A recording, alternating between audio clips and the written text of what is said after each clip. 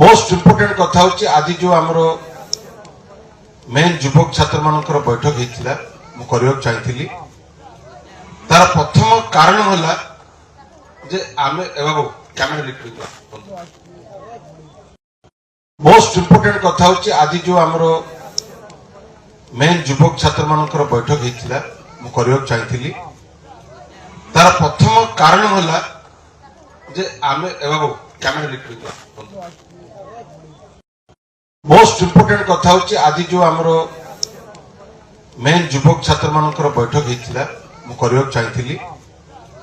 तार प्रथम कारण होला जे आमे कैमरा लिख